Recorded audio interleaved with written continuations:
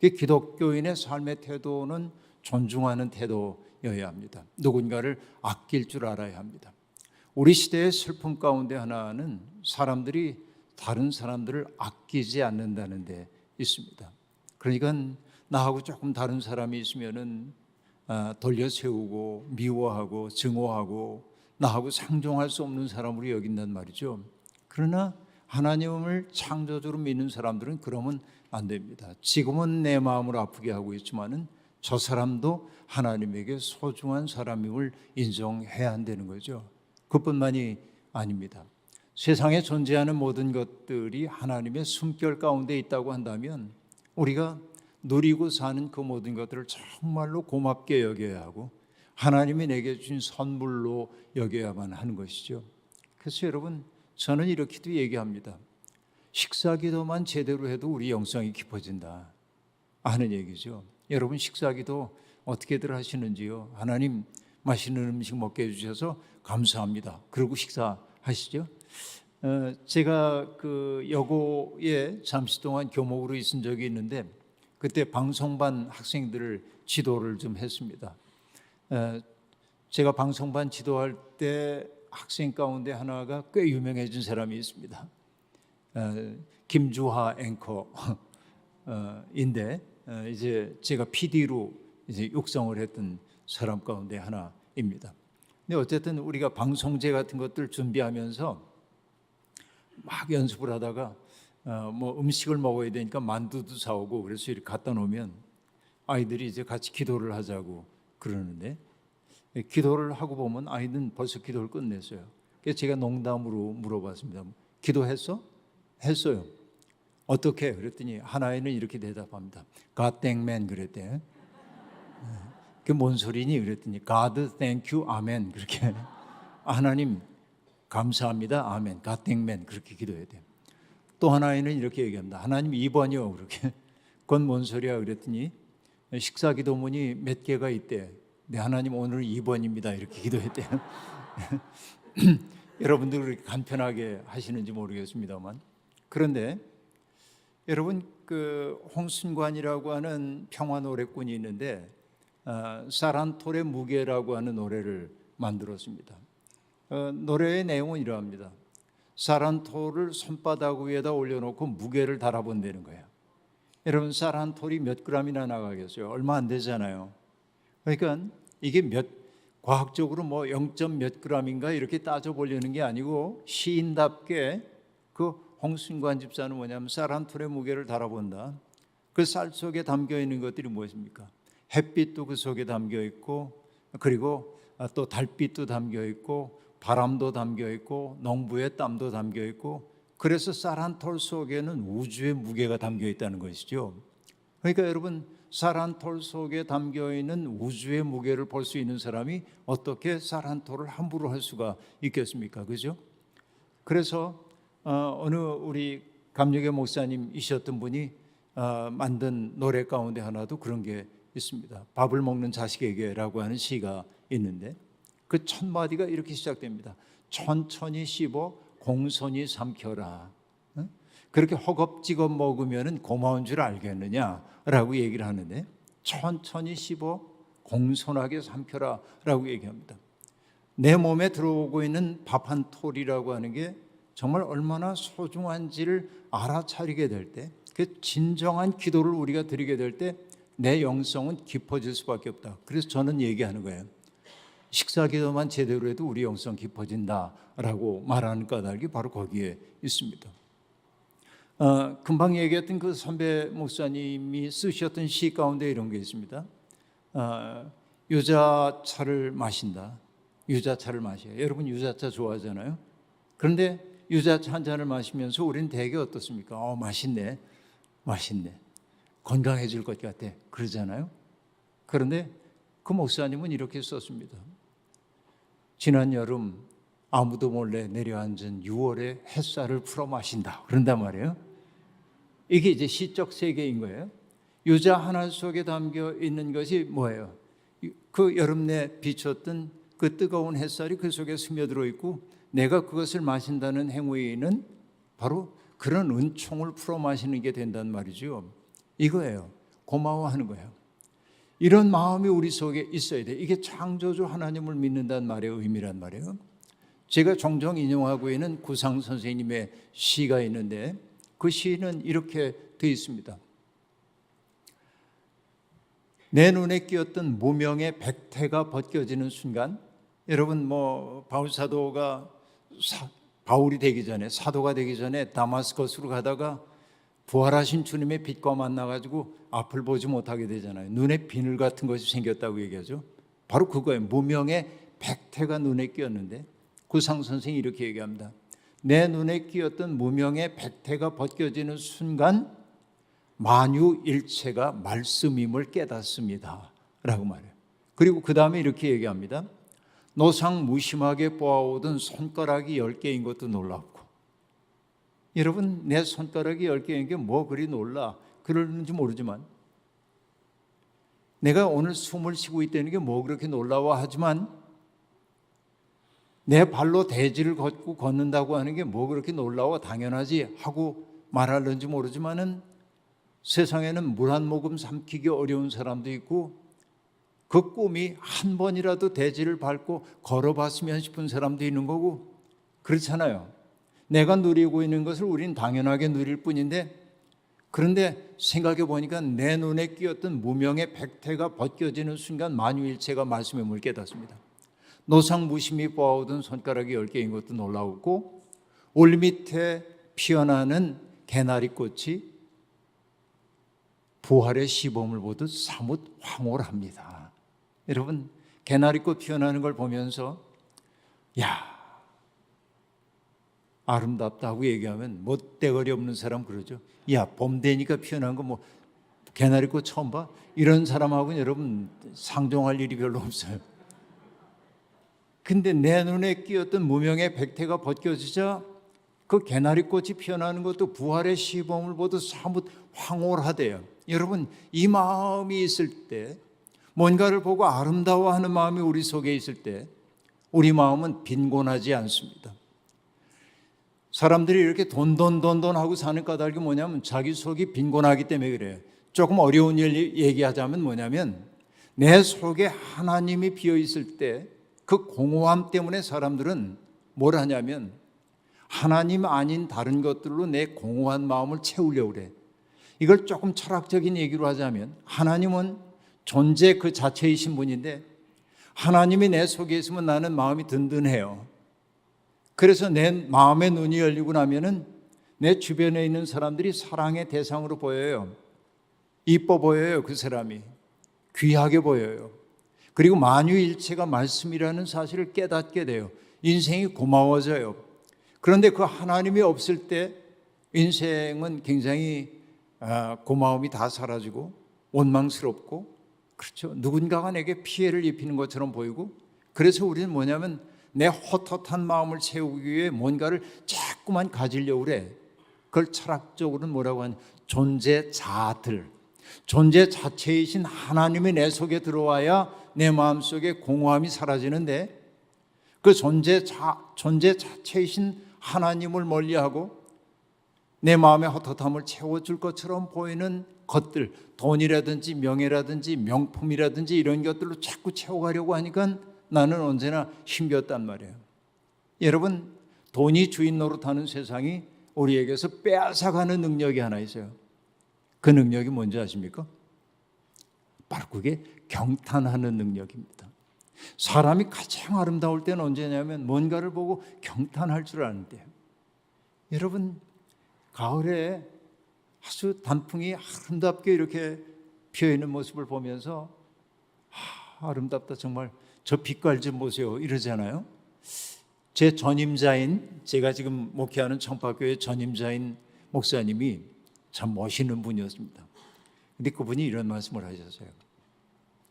당신이 하나님 앞에 가면 하나님이 물을 거래. 너 어디서 왔니?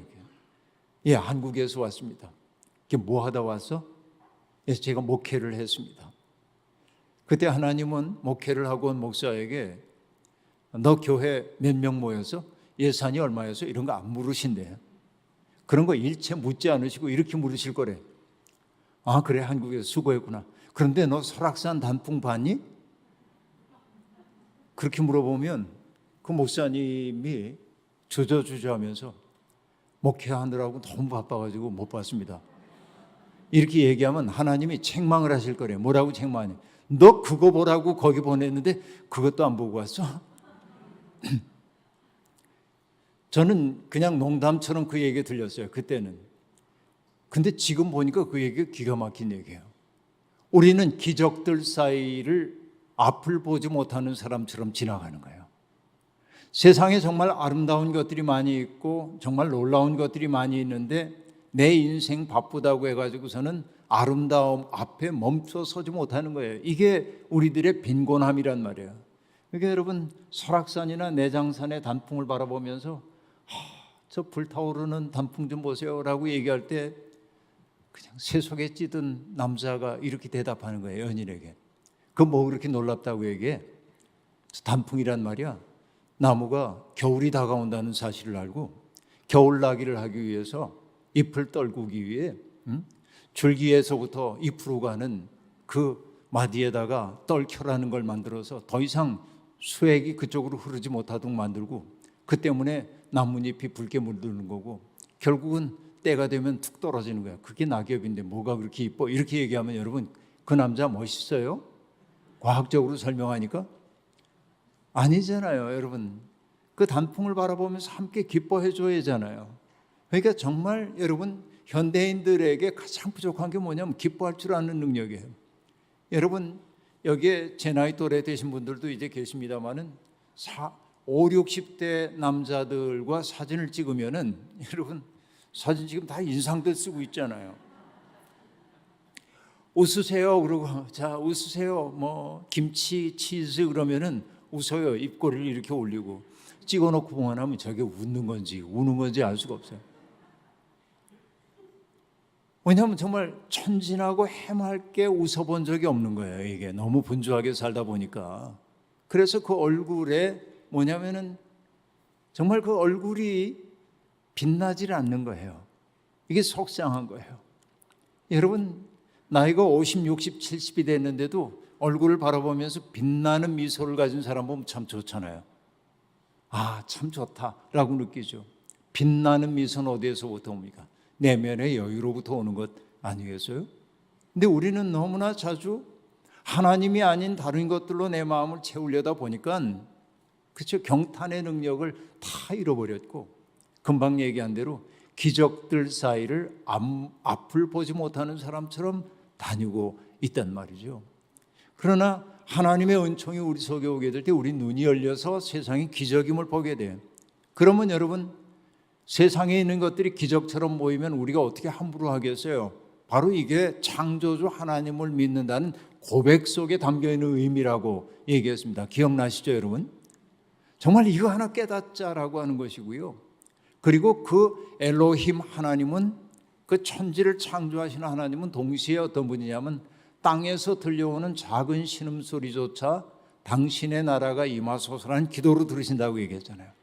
그래서 역사 속에 들어오셔서 고통당하는 사람들을 부둥켜 안고 그들이 인간답게 살 수 있도록 도와주는 하나님을 성경은 여호와 혹은 야훼 하나님이라고 얘기를 고백을 했단 말이에요. 그러니까 하나님은 창조주로서의 엘로힘 하나님도 있고 또 역사 속에 개입하는 야훼 하나님이 계셨어요. 그 하나님이 인간에게 바라는 삶은 뭐라고 얘기했습니까? 거룩한 존재가 되는 거였죠. 어떨 때 우리가 거룩한 존재가 돼요? 누가 거룩합니까? 여러분 자기만 아는 사람들이 거룩합니까? 아니요. 진짜 거룩함이라고 하는 건 뭐냐? 성경을 100번 읽는다고 거룩하지 않다고 얘기했죠. 철야기도 한다고 거룩하지 않다고 얘기했죠. 여러분 이런 얘기가 있어요. 어떤 사람이 사업을 하다가 어려움을 겪었습니다. 그래서 어찌할 바를 몰라 잠 못 이루고 고민을 하다가 새벽녘이 되었습니다. 마침 새벽 시간에 잠도 안 오고 그러고 보니까 문득 그때가 새벽 기도 시간인 게 떠올랐어요. 그래서 하나님한테 나가가지고서는 내 사정을 아뢰고 기도를 해야겠다. 그리고 정말 새벽 기도 안 하던 사람이 그 시간에 일어나가지고 교회 가서 기도를 하는데 뿌듯해요, 마음이. 근데 가다 보니까는 김 장로님 네 집에 새벽기도 안 나온 김 장로님 집에 불이 꺼져 있고, 가다 보니까 이 권사님 집에도 불이 꺼져 있고, 그러니까 마음속에 뭐라고 그랬냐면, 아니 장로가 돼가지고 권세가 돼가지고 새벽기도도 안 나와서? 그러자 하늘에 소리가 들려왔대요. 너 내일부터 나오지 마 그랬대요. 여러분, 이게 뭐냐면은 자기가 거룩하다고 하는 그것 때문에 다른 사람들을 판단하게 될 때 그 영혼은 영성과 관계없는 거예요. 이게 중요하죠. 정말로. 여러분, 기왕 얘기한 것 또 하나예요. 이런 얘기 있습니다. 아주 오래전인데요. 목사들에겐 정말 수없이 많은 우편물들이 날아오거든요. 우편물들이. 근데 대부분은 뜯어보지 않고 아예 쓰레기통으로 던져지는 우편물 대부분입니다. 저도 그렇습니다. 어느 날 우편물 하나가 이렇게 왔는데 내 동네가 그거 안 봤는데 그날은 무슨 마음이 들었는지 어느 회사의 사보였는데 그걸 뜯어서 설렁설렁 넘기고 있었어요. 제가 대단히 심심했던 때인 것 같아요. 넘기다 보니까 어떤 단어가 눈에 탁 들어와가지고, 그 목사니까 이게 직업병이죠. 권사님 소리가 눈에 들어와서 다시 앞으로 가서 그 글을 읽기 시작했어요. 이런 내용입니다. 어느 날 이제 아주 오래전이니까 공중 목욕탕에 다들 갈 때 일주일에 한 번씩 가잖아요, 목욕들을.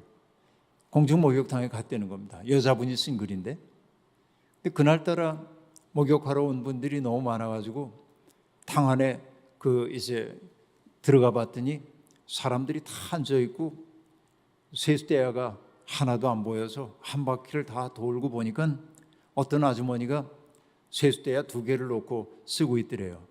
2개를. 그래서 아주 조심스럽게 말했습니다. 아주머니 죄송합니다. 다 둘러봐도 지금 세수대야가 안 보여서 그런데 하나 좀 제가 써도 될까요?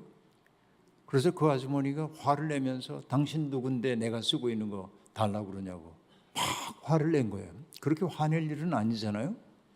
그 불쾌한 마음으로 저쪽에서 세수대야 없이 목욕을 다 마치고 구정물 뒤집어 쓴 것 같은 마음인데, 그리고 목욕 마치고 라카룸으로 가가지고 옷을 갈아입는데 그 사나웠던 아주머니도 나와서 옷을 갈아입고 있어서 눈 마주치기 싫어서 등을 돌리고 옷을 입고 있는데, 저쪽에 이제 출입문이 이렇게 열리더니 어떤 분이 들어오다가 그 사나운 아주머니를 바라보면서 이렇게 얘기한 거예요. 어머 권사님, 산기도 가셨더라면서요. 그렇게 짐작해 보건데 그분이 그 전날이나 그 전전날이나 산기도 가셨다가 밤새 기도하고 내일이 주일이니까 목욕 재개하고 예배 드리려고 목욕탕에 갔던 거야.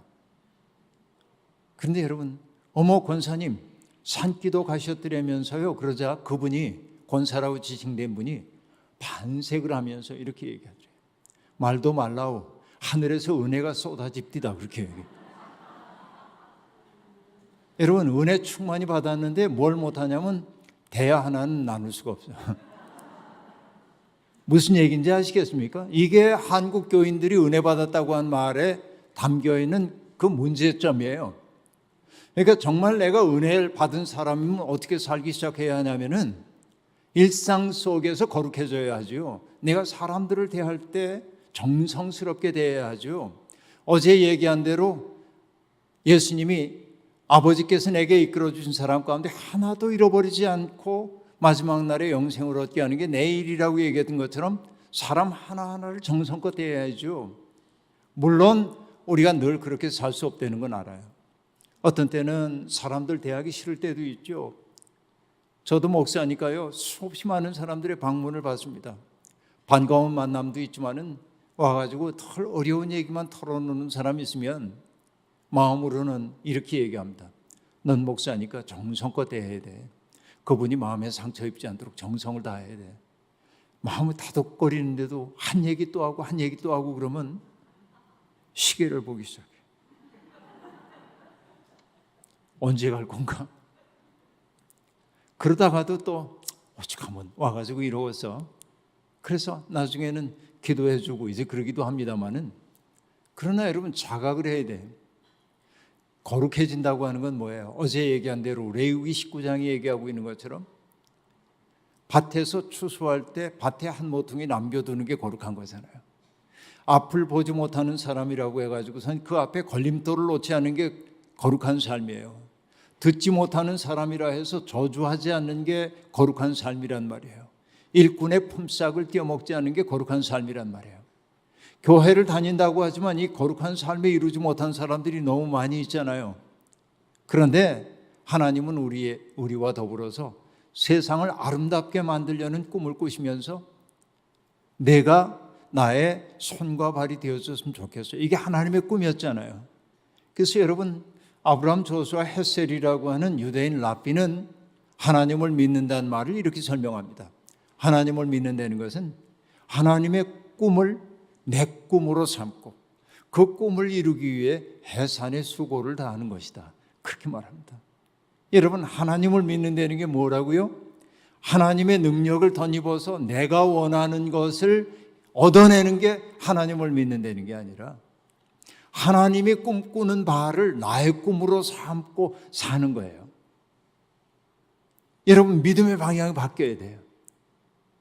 그러니까 내가 원하는 내 욕망하고 있는 바를 이루기 위해서 하나님의 능력을 동원하는 게 믿음이 아니에요.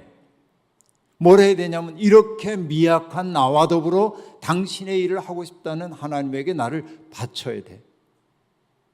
여러분, 이게 너무 어렵게 느껴지죠? 그러나 어렵지 않습니다. 우리가 여러분, 제가 우리 집에서 살림 가운데 제가 전담하고 있는 게 두 가지가 있습니다. 하나는 설거지고요, 또 하나는 청소입니다. 저는 설거지 전담반입니다. 주부 스핀도 있어요.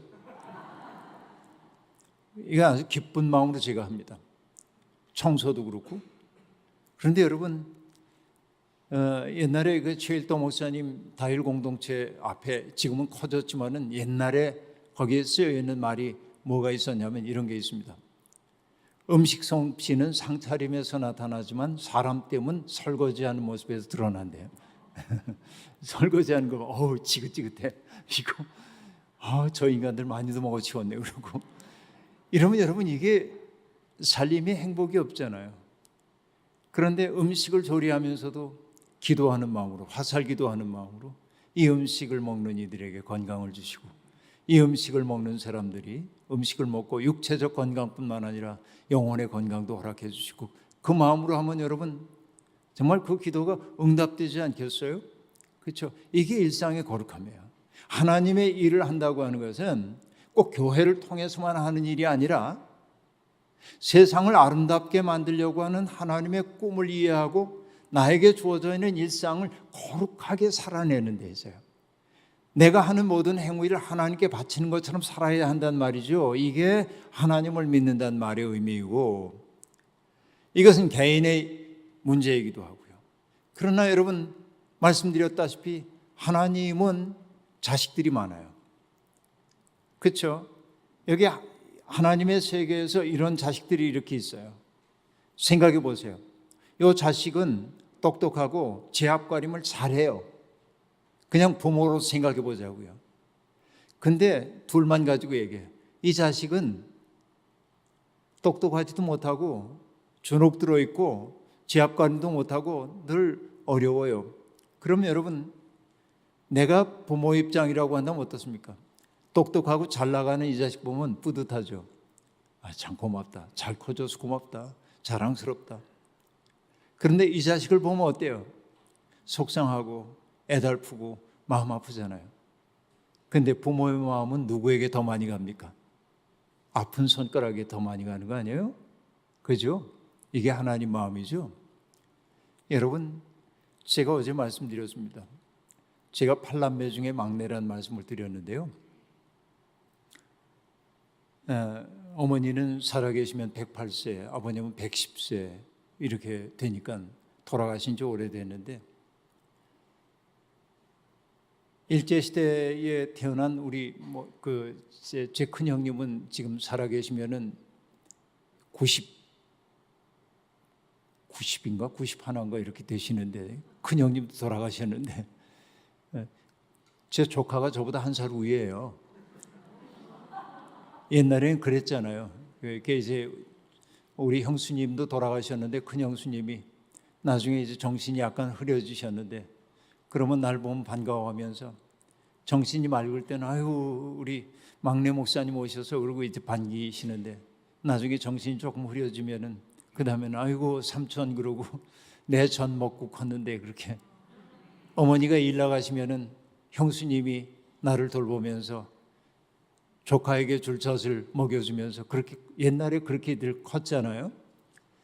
그러니까 우리 누님도 큰 누님도 돌아가셨는데 그 큰 누님도 초등학교 그저 1, 2학년 다니다 그만두시고 그냥 왜냐하면 동생들 건사회이기 때문에 그렇게 살았는데 배운 거 없고 그러니까 좋은 혼처가 나올 리도 없고 그러다가 이제 광부하고 결혼을 하셨어요. 광부의 삶이라는 게 참 어렵잖아요. 그러니까 그 매형은 좋은 사람인데 술을 많이 먹었어요. 술 먹고 나면 가정폭력이 좀 있고 그래서 누나가 너무 시달렸던 겁니다. 어느 날 누나가 더 이상 이 광산촌에서 더 이상 살 수 없다고 생각하고 조카들을 데리고 서울로 올라왔습니다. 배운 거 없고 아무것도 없는 사람이 서울에선 도시 빈민이 되어 살 수밖에 없고 우리 누나는 시장 오기 위해서 허드렛 일을 해주면서 근근히 연명하고 있었습니다. 배추를 파는 사람들이 김장철이 되면 배춧잎 이렇게 벗겨가지고 내놓으면은 그걸 주워다가 삶아가지고 국 끓여 먹고 그게 누나의 삶이었습니다. 저는 이제 8남매 중에 막내이고 우리 집에서 유일하게 대학을 나온 사람이고 그래서 학교에서 학생들을 가르치고 있을 때인데 제가 어머니 아버지 모시고 살았는데 막내지만 모시고 살았는데 늘 이제 아버지 어머니 학교 다녀오겠습니다. 그러면 잘 갔다 오라고 그러고 갔다 오면 다녀왔습니다 하면 반겨주시는데 어느 날 학교에 다녀와서 아버지 학교 다녀왔습니다 하고 인사를 하니까 아버지가 그래 수고했다 그러고 한숨을 푹 쉬시는 거예요. 그럼 여러분 저는 눈치가 좀 빠른 편이거든요. 아버지가 누님 때문에 마음이 아프시구나 그걸 알아차리고 제 방으로 가서 제가 동원할 수 있는 돈을 다 동원해가지고 하얀 봉투에 담아서 아버지 앞에 가서 무릎을 꿇고 아버지 앞에 아버지 죄송해요. 누님이 그렇게 어렵게 사는 걸 보면서도 바쁘다는 핑계로 제가 돌보지 못했어요.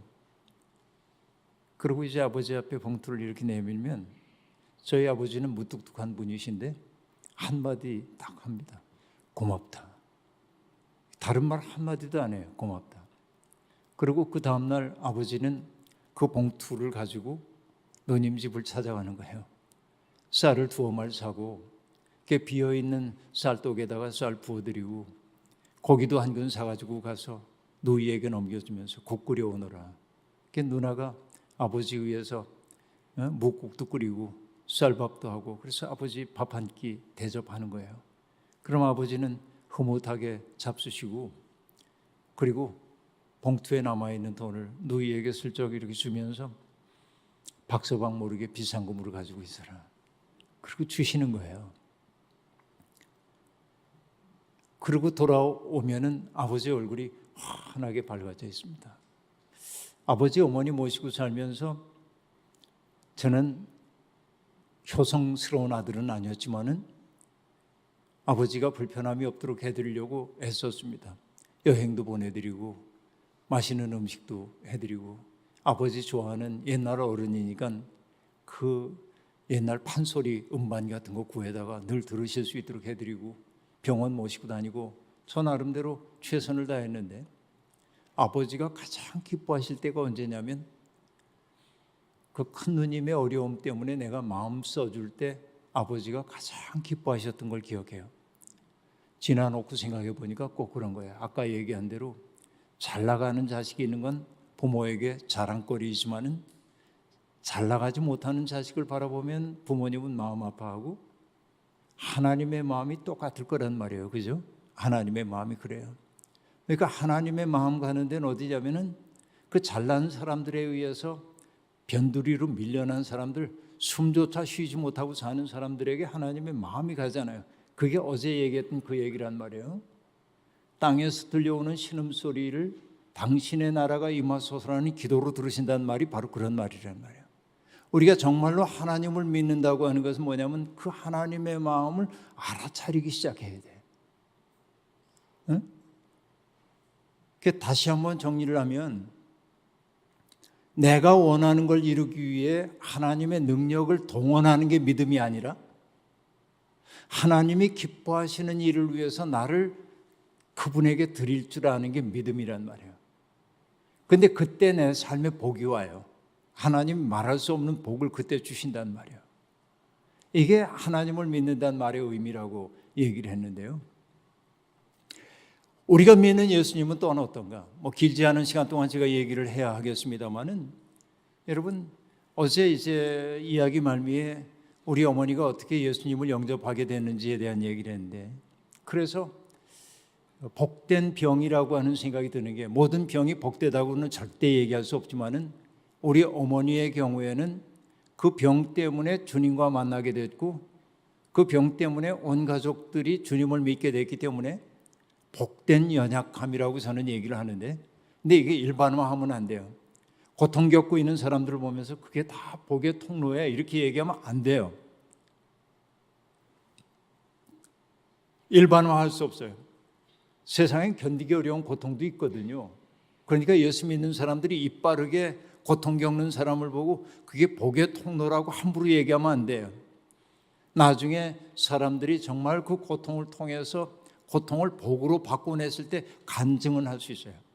그때 고통이 내게 복이었어. 그건 개인이 해야 할 일이지 우리가 해석해 주면 안 돼요. 함부로 말하면 안 돼요. 이게. 근데 여하튼 어머니가 이제 그렇게 병이 났고 어제 말씀드린 대로 제가 신학교에 입학했을 때 내가 막내 아들 주혜종 삼아달라고 14년 동안이나 기도했다고 그렇게 말씀하시고 여러분 결론부터 말씀드리면은 제 어머니는 제가 목사 안수를 받는 걸 보고 1년 후에 세상을 떠나셨습니다.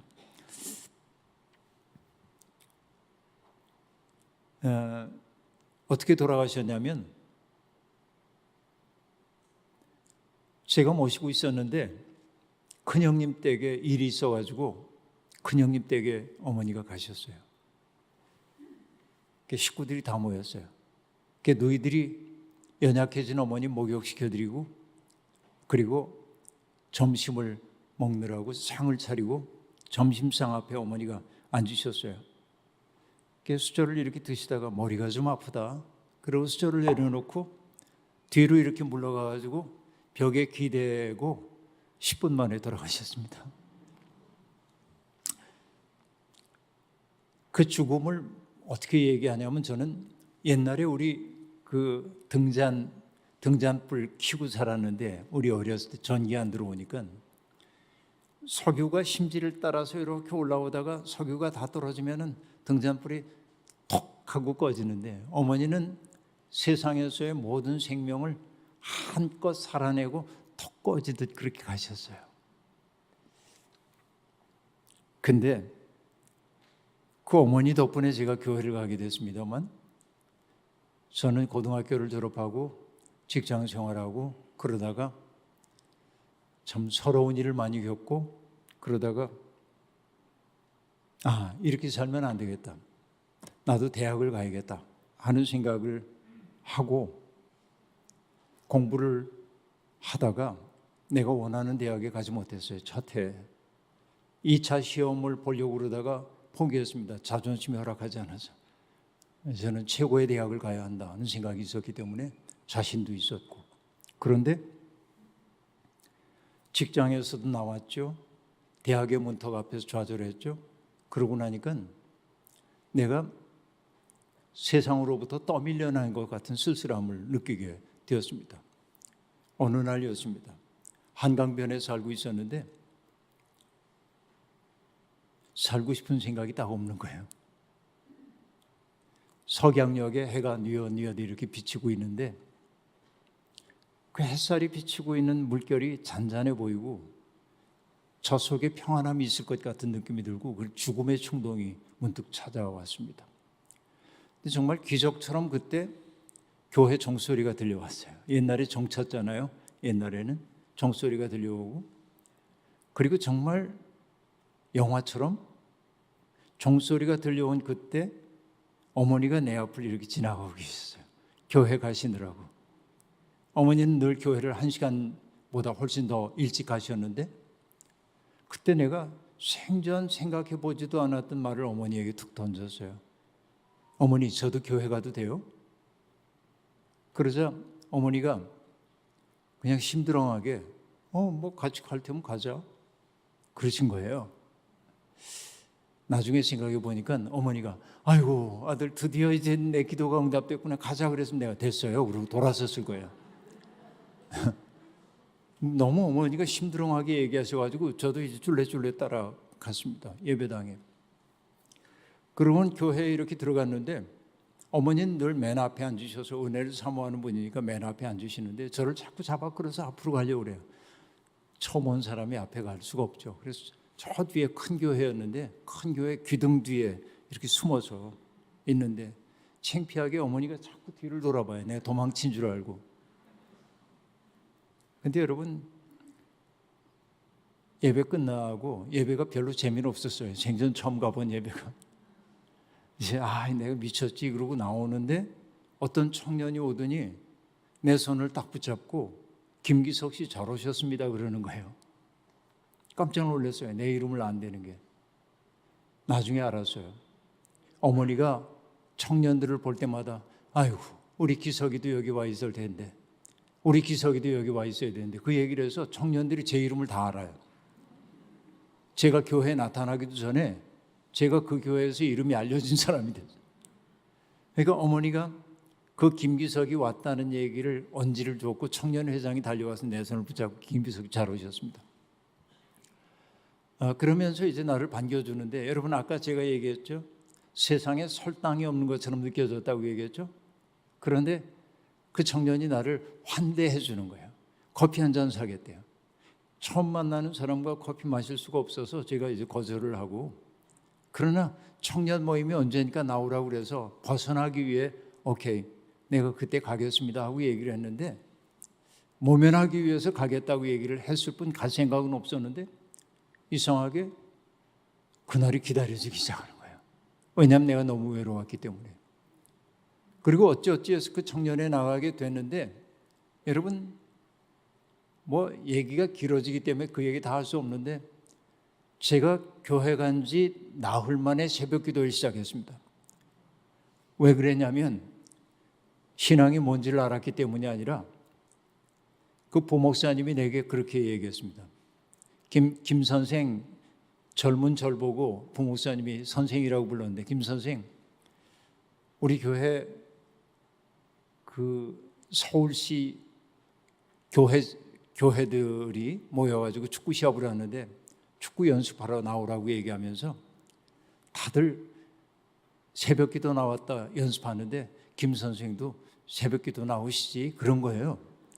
저는 기도에는 전혀 관심이 없었고 축구할 욕심으로 그러고 교회 간 지 나흘 만에 새벽 기도를 시작을 이제 했는데, 정말 공교롭게도 뭐냐면 그 대회에서 우승했어요. 제가 혁혁한 공을 세워서. 저는 굉장히 유명한 사람이 되었습니다. 갑자기 저한테 설당이 생겼어요. 근데 여러분 정말 신기한 게 뭐냐면 하나님이 제게 아름다운 사람들을 보게 하셨어요. 어떤 사람들이냐면, 하나는 그 청년부를 담당하고 있는 권사님이었는데 지금 생각해 보니까 40대 초중반 정도 됐던 분입니다.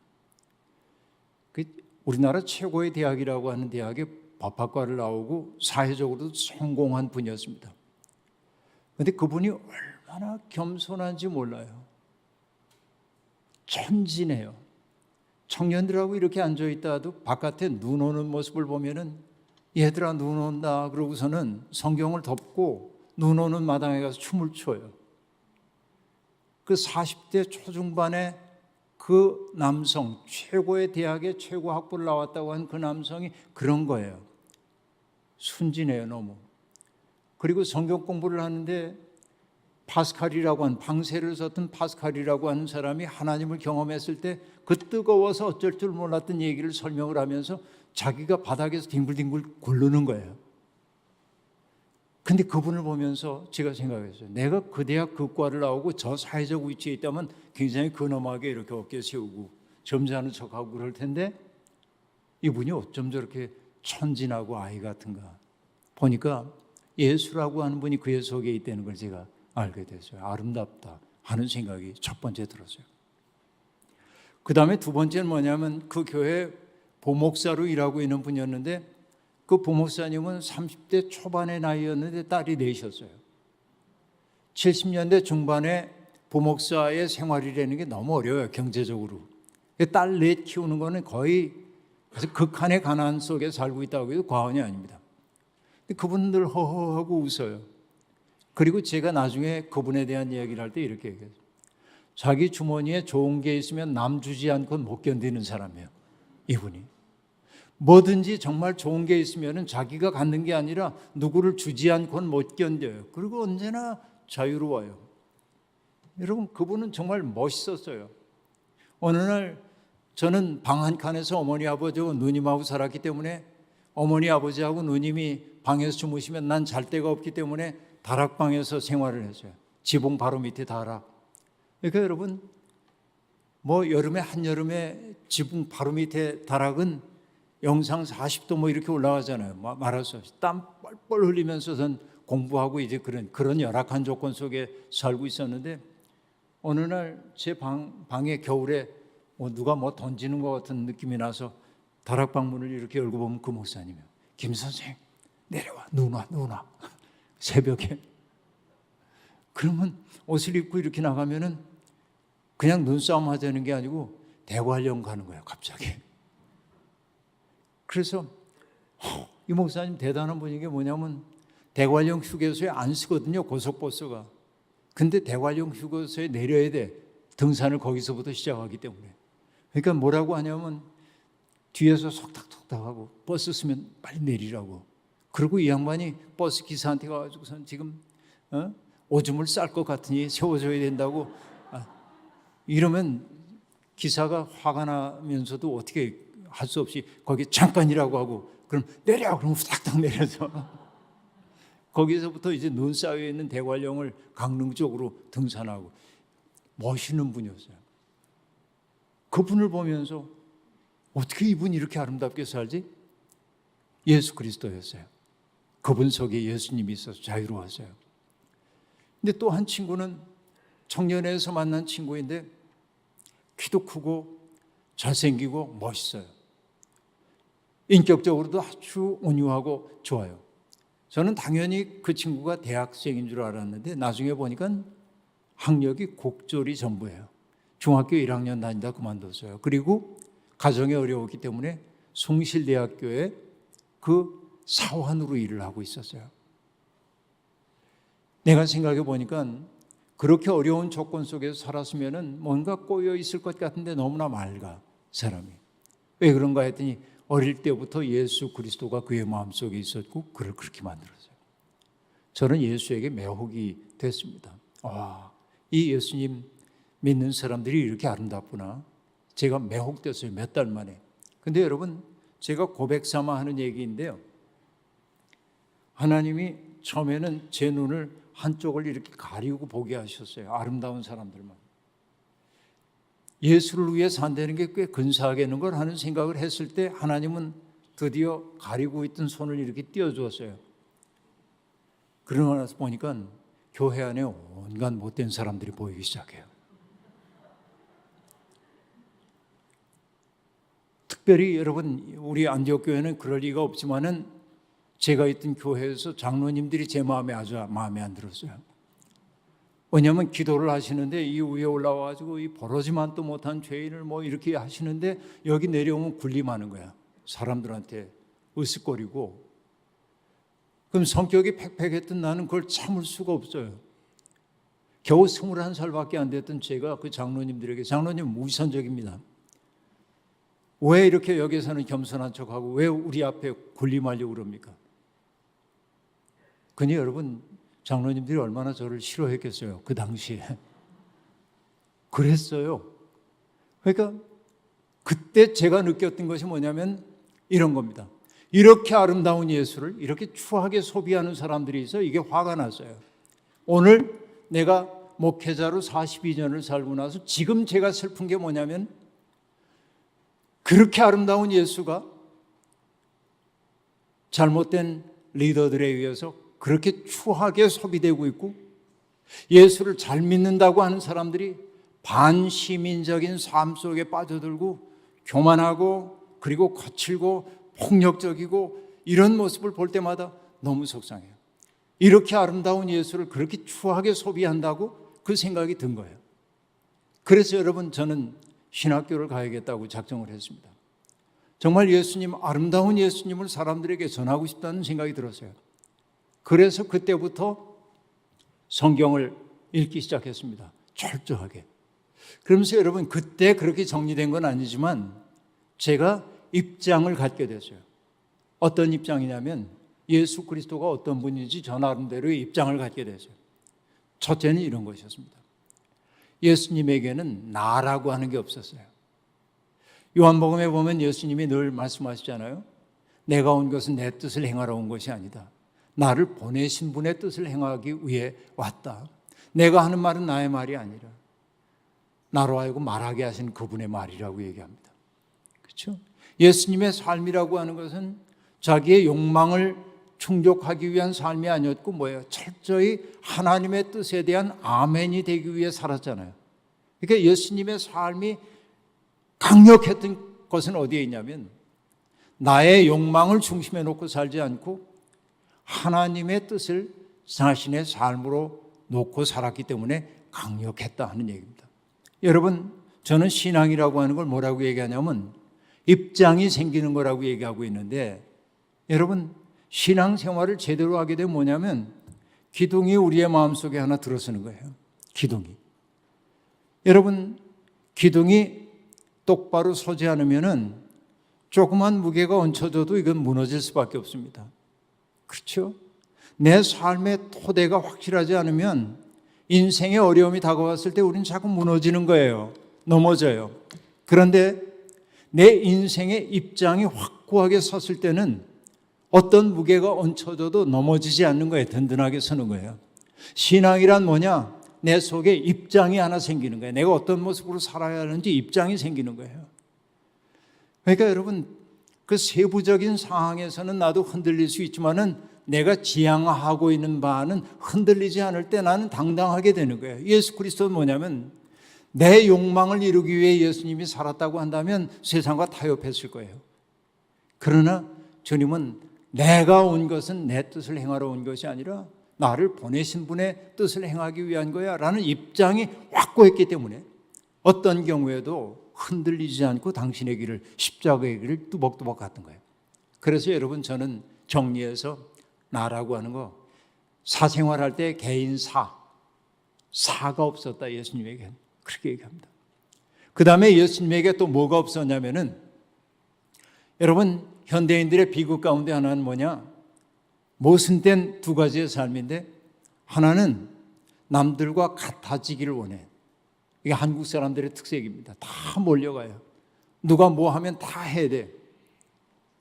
남이 가지고 있는 건 나도 꼭 가져야 돼요. 남이 누리는 건 나도 누려야 합니다. 남과 비슷해지고 싶어 하는 거예요. 그런데 동시에 어떤 욕망도 있냐면 남과 구별되고 싶은 욕망도 있어요. 그러니까 여러분 오늘의 소비 생활이라고 하는 게 결국 어떤 소비 생활이냐면 남과 나를 구별하기 위해서 내가 너보다 낫다고 하는 걸 드러내 보이기 위한 소비 생활을 한단 말이죠. 두 가지 욕망이 공존해요. 남과 같아지고 싶은 게 첫째고 남과 구별되고 싶은 게 또 하나예요. 동일한 욕망의 양면이에요. 그러니까 여러분 세상은 끊임없이 소비사회는 우리에게 뭐라고 얘기를 하냐면 이 정도는 가져야 내가 존중받는 거야 라고 얘기를 해요. 여러분 호텔에 가보면 알 겁니다. 호텔 갈 일 별로 없으시겠지만은 저도 뭐 호텔 갈 일이 없는데요. 사람들이 하는 얘기예요. 조그만 차 타고 가면은 호텔의 벨보이도 별 볼 일 없이 봐요. 우리 교인이 고백하는 거예요. 외제차 몰고 가면은 굉장히 존중을 받는데요. 이게 기호를 소비하고 있는 우리 사회의 모습 아닙니까? 그래서 사람들은 뭐냐면 다른 사람들의 욕망을 카피하면서 살아요. 정말 나한테 필요하기 때문이 아니라 사회적으로 내가 무시당하지 않기 위해서 카피를 하며 산단 말이죠. 그러다 보니까 여러분 언제나 뭐예요? 나의 욕망보다는 내가 그 욕망을 실현할 수 있는 수단이 부족해요. 그래서 늘 허덕허덕하고 살기 때문에 행복이 없어요. 그런데 예수님은 남과 같아질 생각이 없었습니다. 자기답게 사는 거예요. 어제 말씀드렸죠. 겨우 30살밖에 안 된 젊은 예수가 한 말씀이 너무 놀랍잖아요. 옛사람은 너희에게 말하기를 살인하지 말라 하였다. 그러나 나는 너희에게 말한다. 형제를 보고 바보라고 하는 자는 지옥에 갈 거라고, 관원들에게 끌려갈 거라고 얘기합니다. 옛사람은 이렇게 얘기하지만 나는 이렇게 얘기한다. 입장을 가진 사람이에요. 남과 비슷해지는 사입이라고 한 말 우리가 알죠? 사입이 사는 비슷하다예요. 이 비슷하지만 아닌 게 사입이잖아요. 우리는 누군가 같아지려고 그래요. 아까 얘기했던 아브라함 조수아 헤셀이라는 사람이 이렇게 얘기합니다.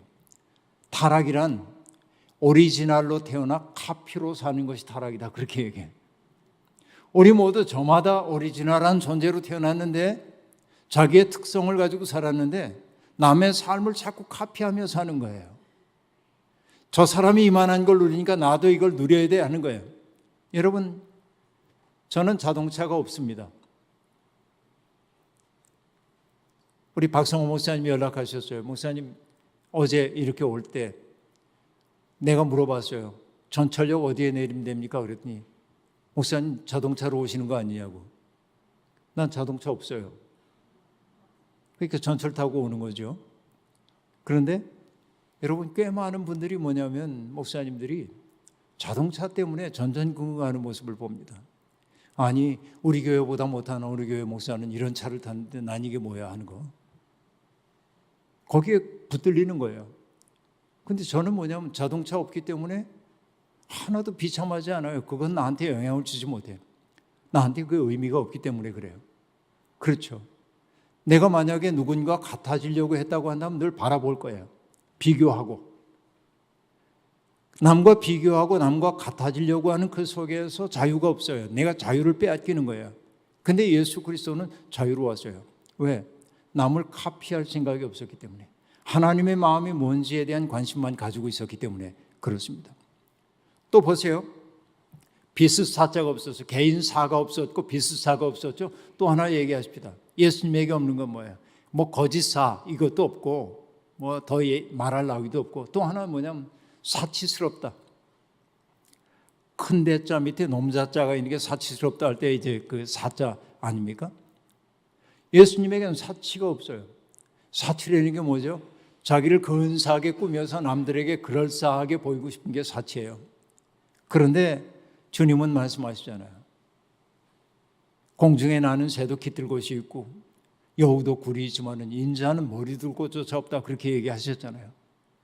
그러니까 예수 그리스도는 갈릴리 일대를 돌아다니면서 언제나 누군가의 호의에 의지해 살 수밖에 없었고 고통받는 사람들을 바라보게 될 때 주님은 돈을 꺼내서 이렇게 주면서 고통의 문제를 해결하시오. 안 그래요. 그러니까 여러분 주님이 하셨던 일은 뭡니까? 돈으로 해결할 수 없어요. 돈이 없기 때문에. 그래서 주님은 뭘 하셨습니까? 당신 자신을 선물로 주셨죠. 오늘의 교회와 예수 그리스도가 달라지는 지점이 거기에 있어요. 오늘의 교회는 뭐냐면 예산이 많아요. 어지간한 교회 얘기입니다. 그러니까 어려운 사람들을 보면은 제법 잘 도와요. 돈 보내주고 거기에 우리가 꽤 좋은 일 했어 그런단 말이에요. 그러나 예수님은 그렇게 안 했어요. 아무것도 없었기 때문에. 뭘 했습니까? 그냥 고통받는 사람의 삶 속으로 들어가셨잖아요. 그렇죠? 그래서 여러분 우리 박성호 목사님이 이제 책을 쓰실 예정인데 이렇게 공적으로 내가 얘기하는 거예요. 쓰시라고. 예수 그리스도의 삶에 대한 이제 그 책을 쓰실 거예요. 근데 목사님이 생각하고 있는 첫 장면이 뭐냐면 예수님이 세례받는 장면이에요. 세례자 요한에게, 예수님이 세례자 요한에게 세례를 받으실 때 어떤 광경이 등장합니까? 마가복음 1장 9절에 보면은 예수님이 세례자 요한에게 세례를 받으시고 물 위로 올라오실 때 하늘이 열리고 성령이 비둘기같이 그의 위에 내려오심을 보았더라. 자, 여기서 보세요. 하늘이 열렸어요. 이 헬라어 동사는 하늘이 열리다는 자동사가 아닙니다. 하늘이 찢긴 거예요. 이 얘기는 뭘 뜻하죠? 하늘과 땅 사이의 소통의 통로가 하늘로부터 열렸음을 나타내요. 이 예수 그리스도를 통해서. 그죠? 이게 하늘이 열리고예요. 마치 돌베개를 베고자 하던 야곱이 꿈을 꿨을 때 하늘에 닿은 층계에 천사가 오르락내리락 하는 것을 보았던 것처럼 그 하늘이 열리고 하늘이 찢기고 그리고 성령이 비둘기처럼 그의 위에 내려오심을 보았더라. 성령의 충만함이 예수에게 다가옵니다. 그리고 소리가 들려와요. 어떤 소리입니까? 너는 내 사랑하는 아들이다. 내가 너를 기뻐하노라 라고 한 말입니다. 여러분, 예수 그리스도로 말미암아 우리들도 하나님의 자녀가 되었잖아요. 그래서 성경을 읽으면서 우리는 그 대목에 이르를 때 어때요? 밑줄을 쫙 꺼요. 너는 내 사랑하는 아들이다. 내가 너를 기뻐하노라. 그런데 여러분, 언어에 다소 민감한 저는 너는 내 사랑하는 아들이다 이 대목에 이르면 아멘 주여 감사합니다. 내가 얼마나 부족한 존재인지 아는데 저를 당신의 아들로 삼아주시다니요. 감사합니다. 감사합니다. 그죠? 내가 사랑받을 만한 것이 있어서 하나님의 자녀가 된 게 아니라 값없이 베풀어 주시는 하나님의 은혜가 나를 용납하고 받아주심으로 내가 하나님의 자녀가 되었어요. 내가 하나님의 자녀가 된 것은 나의 공로가 아니라 하나님의 은혜예요. 그런데 그 다음에 내가 너를 기뻐하노라, 여기에는 내가 밑줄을 긋기가 어려워요. 왜냐하면 질문이 떠오르기 때문입니다. 하나님, 저 때문에 정말 기쁘십니까? 여러분 어때요? 자신 있어요? 그 질문 앞에 한번 서보세요. 하나님, 저 때문에 기쁘세요? 제 속에서 기쁘세요? 자신이 없어요. 하나님이 이러실 것만 같아요. 기서가, 넌 내 사랑하는 아들이다. 아멘 주여. 그랬더니 그 다음에 뭐라고 하냐면, 근데 너 때문에 내가 고민이 많아. 오늘 우리 어떻습니까? 내가 너를 기뻐하노라. 그 말을 달리 얘기하면 뭐냐면 내가 내 속에서 즐겁다요. 과연 하나님이 내 속에서 나 때문에 기뻐하실까? 그럼 물어야 돼. 예수님의 어떤 삶이 하나님의 마음에 기쁨을 드렸을까라고 하는 거예요. 복음서를 읽어보면 여러분, 주님이 하셨던 사역이 여러 가지가 나오잖아요. 병든 사람 고쳐주고, 귀신 들린 사람, 그렇죠? 귀신 내쫓아주고, 그리고 정말 죄인으로 규정됐던 사람들, 그래서 움츠려 들고 사는 사람들에게 친구가 되어주시잖아요. 그런데 여러분, 병든 사람 만났을 때 예수님이 어떤 마음이었는지를 나타내는 헬라어 동사가 있는데 그게 뭐냐면 스프랑크니조마이라고 하는 단어인데 그 단어는 창자를 뜻하는 스프랑크논이라고 하는 말에서 유래해요. 그러니까 예수님이 병든 사람을 보면은 긍휼히 여기시고 민망히 여기시고 불쌍히 여기셨는데 그 마음이 뭐냐? 어려움을 겪는 사람 보고 안 됐네. 얼마나 힘들까? 이게 아니에요. 우리는 머리로 생각하고 가슴으로 생각하잖아요. 그런데 여러분, 우리가 어떻습니까? 내 자식이 어떤 일을 겪으면은 우리가 뭐라고 얘기해? 내 애간장이 다 녹는 것 같다고. 네? 애 태운다고. 애 끓인다고 얘기하잖아요. 애라는 게 창자를 뜻하는 순수한 우리말이에요. 창자. 인간의 가장 깊은 감정이 머무는 것이 창자라고 생각한 거예요. 스프랑크논이 창자입니다. 그러니까 예수 그리스도가 고통받는 사람을 바라봤을 때 아이고 참 어렵겠다 이렇게 보는 게 아니에요. 자기의 고륙지친이 겪는 고통처럼 아파하신 거예요. 그러니까 그의 아픔을 그냥 덥석 안으신 거예요. 여기에서 기적이 나타나요. 병든 자가 낫는 것은 바로 그런 것이에요. 내가 전폭적으로 받아들여지고 있음을 느껴요. 세상 사람들은 병든 자를 바라보면서 뭐라고 바라봤습니까? 이 사람이 이렇게 병든 것은 하나님 앞에 죄 지었기 때문일 거야. 싸늘하게 바라봐요. 해석하는 거예요. 근데 주님은 어떻습니까? 해석하지 않고 뭐 했어요? 안 왔어요. 부득이 안 왔어요. 이게 그리스도의 마음인 거죠. 여기서 기적이 나타나요. 여러분, 귀신 들린 사람을 볼 때 주님이 귀신 들린 사람 고치시잖아요. 왜 그렇게 귀신 들린 사람 많았을까요? 여러분 이렇게 봐요. 제가 컵을 들고 있습니다. 이 컵이 둥글죠? 제가 이렇게 만져도 여러분은 걱정 안 해도 돼요. 손 벼질 일이 없기 때문에 그래요. 그런데 여러분, 제가 부주의하게 떨어뜨려서 이게 산산조각 났다고 생각해 보세요. 그럼 제가 미안해가지고 이걸 주우려고 그러면 여러분 이렇게 마음속으로 얘기할 거예요. 목사님 조심하세요. 왜? 깨진 것은 다 날카롭기 때문에 그래요. 깨진 것은. 여러분, 성경에 등장하고 있는 귀신 들린 사람은 멀쩡하다 귀신 들린 사람도 있지만은 대개 어떤 강한 타격이 그에게 주어졌기 때문에 정신의 온전함이 깨진 상태란 말이에요. 그러니까 여러분, 옛날에 6.25 전쟁 끝나고 이제 저희가 전쟁 바로 직후 세대입니다마는 전쟁 끝난 다음에 우리 시골에 살았던 사람들 다 압니다. 마을마다 상위 군인들이 있어 있고요. 여기 팔목 끊어져 가지고 갈고리하고 다니는 아저씨들 얼마나 무서웠는지 모릅니다. 나 환자들도 막 돌아다녔죠. 애들 뭐 간 빼먹는다고 그런 소문도 나죠. 그리고 마을마다 뭐냐면 정신이 이상해진 사람들이 한둘 있었단 말이에요. 마을이 그들을 안고 가. 왜 그래요? 전쟁이라고 하는 참혹한 상황 속에서 마음에 큰 타격을 받아가지고 깨진 거예요. 그래서 여러분, 성경은 이렇게 얘기하죠. 귀신 들린 사람을 보면서 얼마나 사나운지 자기를 불 가운데도 던지고 물 가운데도 던진대. 자학하는 거예요. 귀신 들리면. 그리고 어때요? 얼마나 사나운지 그 앞을 지나갈 수가 없어. 폭력적이어서. 마음이 깨진 사람들. 그렇게 보면 우리 시대에 귀신 들린 사람이 많아요. 성경적으로 얘기하면. 자학하고 있는 사람들 많고요. 폭력적인 사람들이 정말 많아요. 근데 우리는 어떻습니까? 그런 사람 보면 위험해, 불결해, 더러워, 가까이 하면 안 돼 그러잖아요. 근데 주님은 뭐라고 해요? 그들을 귀히 여기잖아요. 그들을 온전하게 만들려고 그러시잖아요. 그래서 그들을 고쳐주시잖아요. 귀신을 꾸짖어 내쫓고 그가 온전한 삶을 살도록 해주는 거예요. 그게 뭐예요? 그들을 인간으로 품어하는 거예요. 이게 그리스도예요, 여러분. 우리가 믿는 예수님은 그런 분이죠. 여러분, 한 번은 제가 괌이라고 하는 미국령 섬에 가서 말씀을 전한 적이 있는데 이 괌은 섬 주변이 산호초로 이렇게 돼가지고 굉장히 아름답습니다. 그런데 거기 계셨던 목사님이 들려주신 얘기예요. 한국에서 오신 목사님이 모험심이 많으니까 저 산호초가 끝나는 지점에 가보고 싶다고 그래서 위험하다고 가시면 안 된다고. 그래서 여러분, 한국 목사님은 믿음이 있잖아요. 할 수 있다 하시니는 나의 능력수 하나님,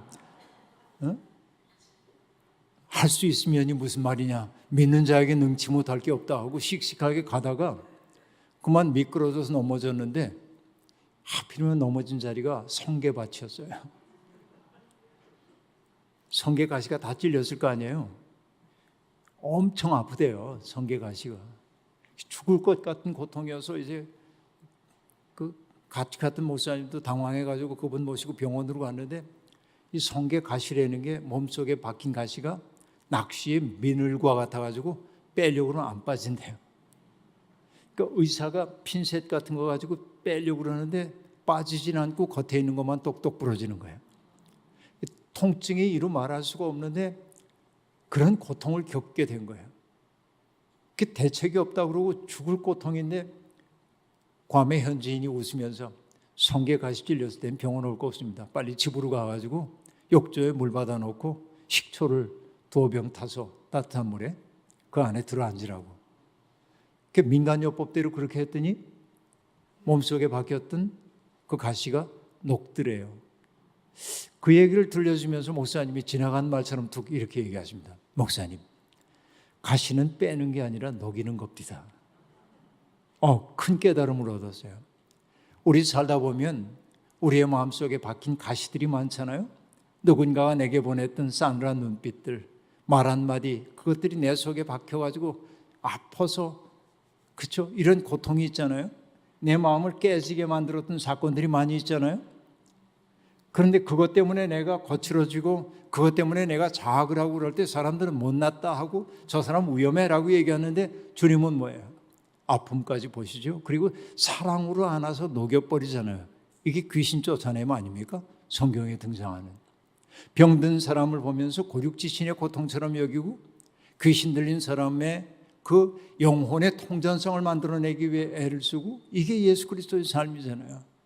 설당을 잃어버린 사람에게 설당이 되어주는 거잖아요. 주님은 죄인과 세리의 친구라고 하는 오명을 영예롭게 받아들이잖아요. 그들을 위해서라면 얼마든지. 그래서 여러분, 예수 그리스도가 하셨던 일은 뭐예요? 그 유대교 세계가 거룩함이라고 하는 장벽을 딱 세워놓고, 그렇죠, 세상을 나누는 거예요.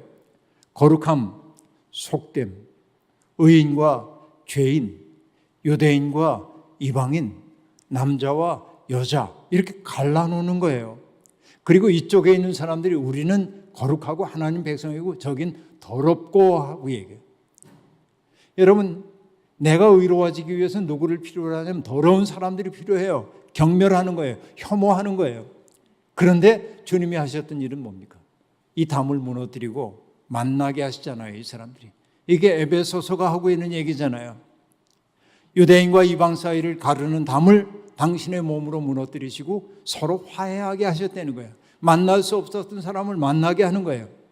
우리가 예수를 믿는 사람이 된다고 하는 것은 무엇을 의미합니까? 결국은 만날 수 없었던 사람이 만나고 사랑의 친교를 나누도록 하는 거죠. 바로 이게 하나님 나라 샬롬 아닙니까? 오늘 우리 개신교는 어떻습니까? 오히려 사람들 사이를 지금 갈라놓고 있는 것 아닙니까? 내가 떳떳하고 의롭다고 얘기하기 위해서 어떤 사람을 죄인으로 규정하고 있는 것 아닙니까? 이거는 예수의 정신을 정면으로 위배하는 삶이라고 말할 수밖에 없겠죠. 우리는 지금 어떤 예수를 믿고 있는 것입니까? 여러분, 저는 예수 그리스도가 금방 얘기한 대로 나라고 하는 게 없는 분이었고, 나가 없기 때문에 하나님으로 충만해질 수 있었고, 자기를 아낌없이 누군가에게 선물로 줄 수 있었던 까닭은 뭐예요? 물질에 기대어 살지 않았기 때문에 당신을 선물로 주었다고 얘기를 했고, 남과 같아질 생각이 없었기 때문에 하나님의 마음이 뭔지를 똑바로 알아차리려고 했고, 결국은 예수 그리스도는 어디까지 이르게 되었습니까? 우리를 구원하기 위해서 당신의 몸까지도 죽음으로 내놓으시잖아요. 그 그리스도의 죽음 덕분에 우리가 새로운 존재가 됐다고 얘기하잖아요. 우리 그런 예수님 믿는 거 맞지요? 그런 예수님. 여러분, 예수를 믿는다고 하는 것은 무엇입니까? 어제 처음에 얘기했던 대로 예수님 참 대단하세요. 어쩜 그렇게 대단하세요? 제가 박수 쳐드릴게요. 이게 예수 믿는 게 아니에요. 예수님의 그 아름다운 삶을 우리들 또 뭐 하기 시작해야 합니까? 살아야 돼.